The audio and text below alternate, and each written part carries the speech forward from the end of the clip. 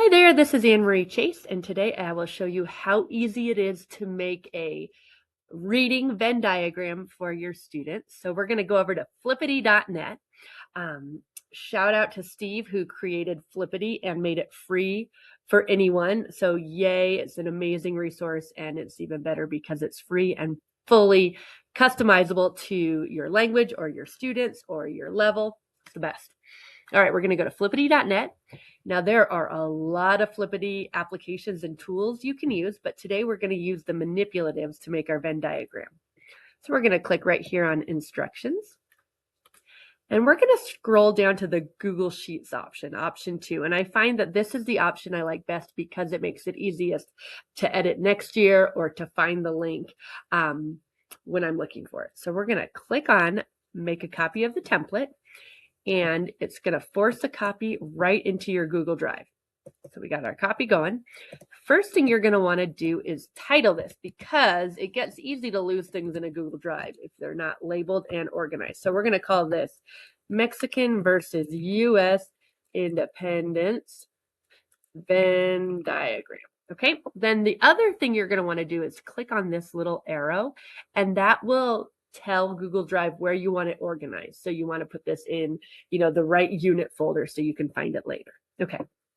Now, something to remember with Flippity is if it is in a colored cell, you don't want to touch that. It'll mess everything up. But if it's in a white cell, that's where you can customize it for your students.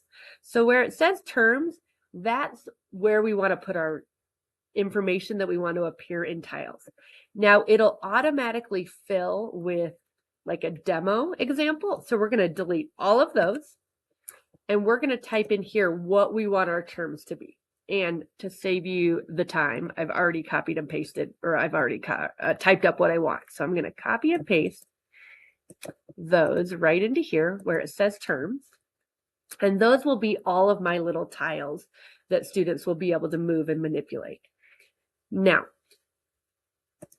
the cool thing about Flippity is that it's totally customizable. So I could put something as small as a word into my manipulatives. I could do sentences. I could actually do paragraphs. So I've actually copied paragraphs from articles and pasted those in there for students to read or manipulate. So there's a lot of flexibility in there.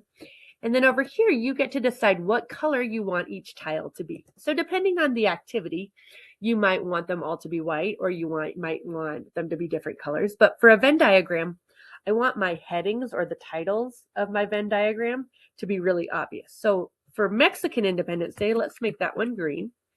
For U.S. Independence, that one will be blue. And for both Independence Days, let's make that red. Okay.